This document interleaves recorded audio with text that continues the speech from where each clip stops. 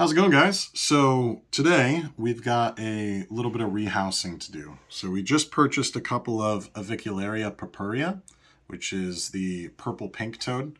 It is a arboreal species of tarantula, and we purchased a couple of slings. So these guys are about 1 inch-ish, I'd say, maybe a little bit over an inch in size from leg to leg, and that means they're probably past their third instar at this point. So far, they're doing good, and you want to purchase the bigger ones because it makes it a little bit easier on you, especially when you're doing Avicularia stuff. Their enclosures are a little bit wet, and we decided that the sphagnum moss and the lack of substrate wasn't something that I want to keep them in permanently. So we're actually going to use this container that they came in, and all we're going to do is spruce it up a bit, make it look a little bit better. So we've got a catch cup over here, which we're essentially going to use to keep him occupied in a different space while we refurbish his home. And whilst he's over here, we're actually going to use a drill and add some cross ventilation to his hide, because as you can see, we only have ventilation in the top portion, and it's causing a lot of humidity buildup in here, which whoever you ask, as far as Avics are concerned, some people will say you keep it 100% humidity, some people will say you keep it at 0 humidity, but put a water bowl in there. So we're going to get rid of some of that humidity. We have a paintbrush, which we're going to use to lull him out. Now, this is more so to keep him calm. It's not because I'm worried about getting bit by him.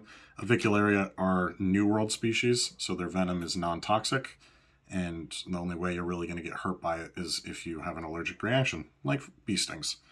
However, they do have urticating hairs, which they will kick off at predators. So just for his sake and mine, we're going to use this to get him out and then put him in the catch cup, hopefully. Now, slings are relatively bolty, so I don't need him running away on us. So we're going to try and push him out the top here. Oh, he might be hungry.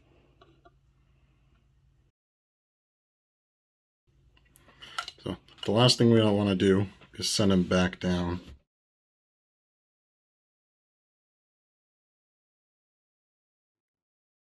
Send him out the front, which is perfect. All right, little guy. Here, come on this way. Perfect. Wonderful. As you saw there, he actually jumped. So, Avicularia are, as I said earlier, arboreal, and they very much enjoy, I'm going to set him over here, jumping from place to place. So he'll hang out right there whilst we get his enclosure to what we want it to be. So first things first, we're going to grab paper towel. I can set this off to the side, don't need this anymore. And we're going to, you can see he's got a little bit of webbing on the top. You might be able to pick that up. He's a sling, so it's not too crazy. And when we put him back in, he'll put it all back for himself. So we're going to remove a lot of this moss and place it on the paper towel.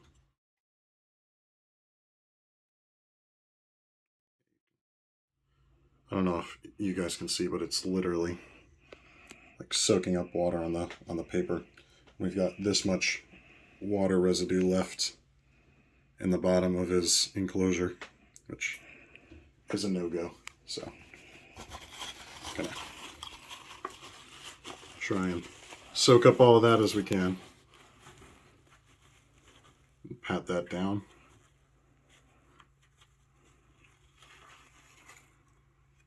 There we have it. Now from here, we're going to bring in our substrate. So our substrate is a collection of cocoa fiber, which is a good substrate to retain moisture, but it's also great because it doesn't actually mold. It's an anti-mold type of substrate. So you mix that with a little bit of reptibark, and you got yourself a pretty great bit of grounds that any sling will enjoy. Now these guys are not burrowers, as they like to stay high, so we're really not going to put that much in here. Probably only enough to cover the ground. a good bit and keep a little bit of moisture. So I'd say that's actually good.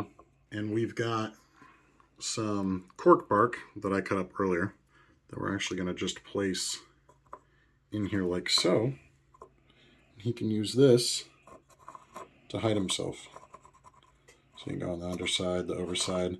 He'll probably make, actually, you know what I'm going to do is I'm going to flip this around so he's got more space up top, because he'll make his web wherever he sees fit.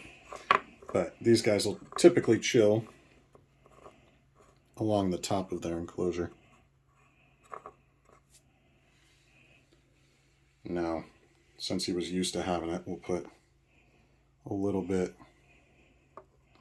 of moss down here, retain a little bit more moisture, and then one more piece right there. So that's how the enclosure is essentially going to be set up. We've got cork bark there so we can hide and get behind it if you'd like to. We've got some sphagnum moss so it can retain a little bit of humidity, and then a little bit of substrate so that it can also retain water if there is too much in the enclosure. So that is everything, and this little guy is ready to go back to his new home. I'm sure he is super excited. He hasn't stopped moving since we put him in here. So we're going to be real careful about how we do this, since we know he's going to want to jump. And here's the thing is, they'll try and climb up. So if we hold it upwards, as you can see, he tries to climb out. There's that arboreal nature of him. And now at this point,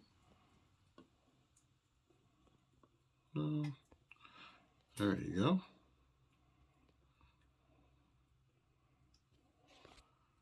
Now we're just gonna, he doesn't want to go. Perfect. Now he should climb right back in if he wants to behave. Perfect. At this point, we will brush him in. Make sure he doesn't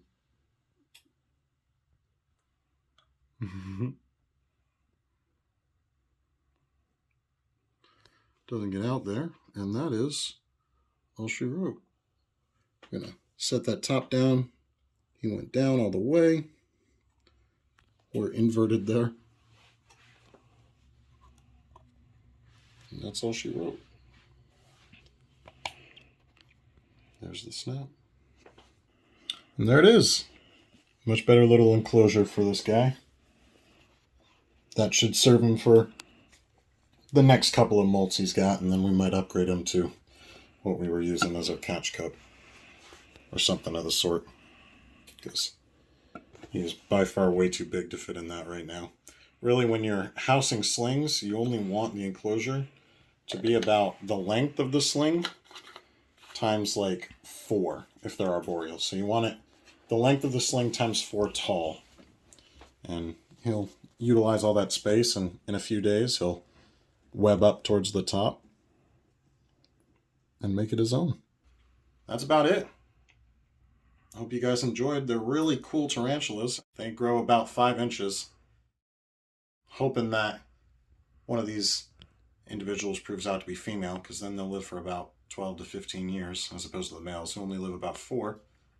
But they'll grow up and be very, very pretty, very purple.